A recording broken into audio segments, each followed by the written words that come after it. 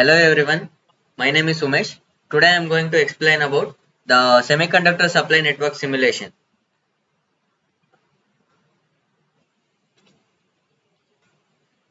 Let's look into the agenda for today's video is abstract and introduction and generic fab work and modeling building.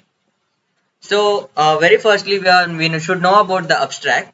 The abstraction of semiconductor supply network simulation is more efficient and effective control of supply network is conservatively worth billions of dollars to national and world economy. And it is developing improved control requires simulations of physical flaws of material involved and decision policies governing these flaws. And here we show the levels of abstractions that is appropriate, formulate and test a representative model and describe our findings and conclusions. So in this year we should know about the what is the problem description of this semiconductor supply network simulation, and very first is improving the operational efficiency of supply networks for physical goods is one way to boost the national and global economies. And second one is understanding the control physics of this kind of network is key to providing continuous improvement. And developing such an understanding requires extensive experimentations of formulate and validate control policies. Since this type of network generates enormous wealth and direct experimentation involves unteatable financial risk, some forms of modeling and simulations is required. This is what the problem descriptions of this semiconductor supply network simulation. And we go for one by one. Very first is discrete event simulation. In discrete event simulation, it has been shown that using the appropriate abstraction, DES can be used for the factory components of a supply network. And however, DES doesn't lend itself as easily to decision flaws. And this is the discrete event simulation. And the next one is agent based modeling. Is the very important one, and in agent based modeling is intended to support a variety of behaviors that depends on anatomy, mobility and rationality, where handling independent and cooperate decision making is necessary. This is the agent based modeling. And after that, agent based modeling is non nonetheless and plays a principal role in description behavior that doesn't lend itself to prior reasoning. In particular, in domains such as enterprise engineering and decision making is inherently non-monotonic.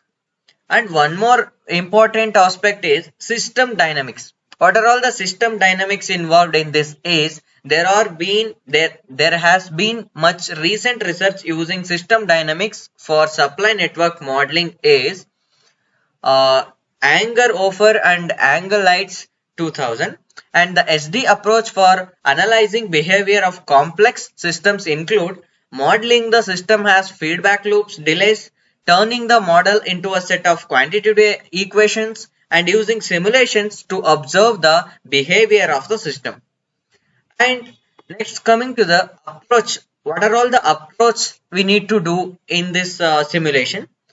So very first is modeling and simulation methodology as started earlier. Having the ability to use these different modeling techniques for the decision and physical manufacturing layer offers important advantages compared with monolithic methodology where one modeling approach is used for describing all types of dynamics. For example, while discrete event modeling is well suited for manufacturing processes, it may be necessary and advantageous to use other techniques such as logic-based reasoning to model intelligence and decision making. This is the very important approach we need to do in developing a semiconductor supply network simulation model, and it is very useful to distinguish between the material processing, that is the low level, and another one is decision making, that is high level dynamics. And here model development. In model development, the former specifies the input, output and state and output transition and timing function, and the latter specifies the hierarchical composite models where its components can be atomic or coupled models.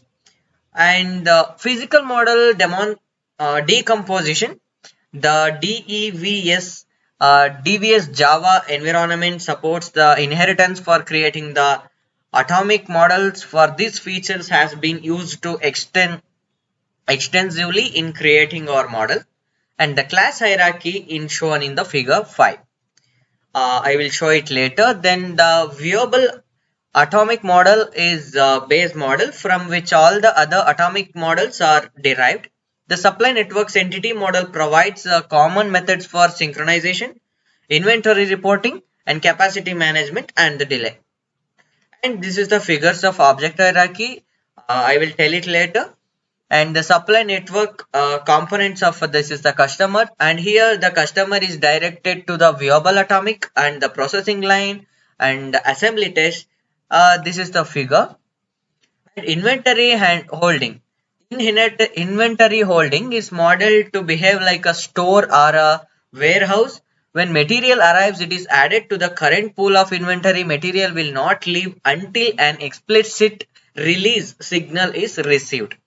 And shipping. Material is delayed to simulate the transport time. Shipping entities have capacity and delay. Shipping by different methods could be modeled and would have different cost or time trade-offs to explore. And we should know about the processing line. In processing line, model manufacturing, links or assembly operations, processing lines can change the material. These lines have capacity, delay and yield. A simple example is the finish line used in our supply network model. And the customer.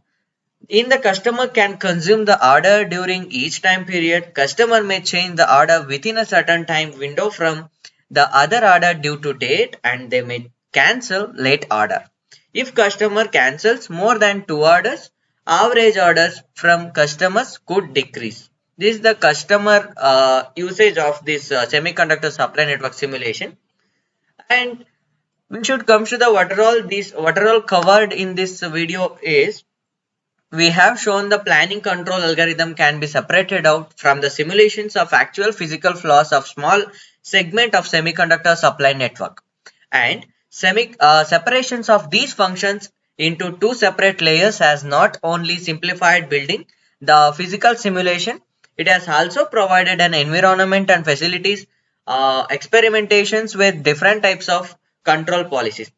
This is the conclusion, and this is what all about the semiconductor supply network simulation. And thank you all.